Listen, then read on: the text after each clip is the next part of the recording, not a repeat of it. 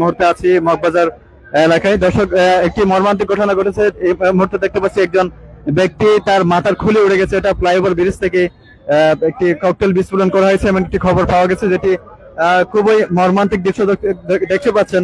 এখানে একজন ব্যক্তি যিনি এখানে মগবাজার মোড়ে একটি দোকানে বসে চা খাচ্ছিলেন, কিন্তু ফ্লাইওভার ব্রিজের ওভার থেকে একেবারে ফ্লাইওভার থেকে নিচে এই ককটেল বিস্ফোরণ ঘটে এবং এর মধ্যে তার মাথার খুলে উড়ে যায় এবং মাথায় একেবারে তার কোনো কিছুই নেই। ইতিমধ্যে আইন শৃঙ্খলা বাহিনী এখানে উপস্থিত হয়েছে।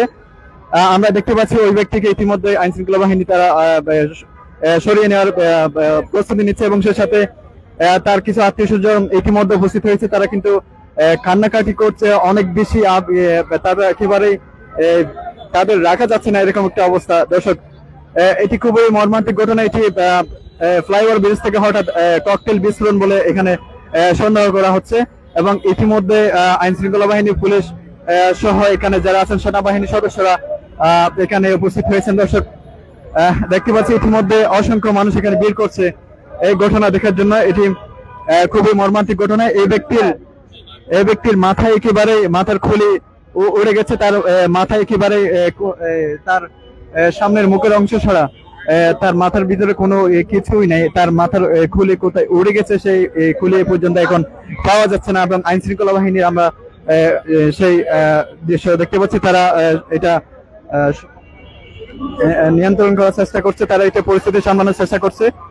দর্শক, দেখতে পাচ্ছেন এখানে এটা তো একটা চায়ের দোকান আর কি। হ্যাঁ, এই যে চায়ের দোকানদার এখানে বসে আছে, এই চায়ের দোকানদার। তো এটা যেটা মনে হচ্ছে যে এটা উপর থেকে কোনো ককটেল বা ককটেল জাতীয় কিছু একটা পড়ছে, কিন্তু এটা মনে হয় সরাসরি তার মাথায় পড়ছে। এইটা এর ফলে তো এই ঘটনা। দর্শক বলছিলেন এটা তারা ধারণা করছেন এটা হয়তো কোনো ককটেল বিস্ফোরণের ঘটনা। দর্শক, দেখতে পাচ্ছেন এখানে আহাজারি একজন এই যে ব্যক্তি। আপনি কি জানেন কি হয়েছে কিছু? না, আমরা জানি না কিছু হিসেবে নার্সারি করছে, শুধু এটা জানি আমরা। একটা বুম ফুটছে, এটা দর্শক, এখানে একজন ব্যক্তি যিনি আওয়াজ শুনছে। আপনি আওয়াজ শুনছেন, কোথায় ছিলেন তখন? কি রাস্তার ব্যাপারে ছিলাম, উনি একটা জানি ধুমা বাড়িছে, একটা উপর থেকে বুম ফুটছে, একটা বোমার চিত্রকে আমরা শুনতে পারছি, আর কিছু শুনতে পারি না। কারণ হলো একটা ধুমা বাড়ি চিত্র জানি, আর একটা আওয়াজ হয়েছে, বড় একটা আওয়াজ হয়েছে। এর আগে এনে 2-3 বার মারছে, কেউ কোনো খোঁজ খবর নেয় নাই।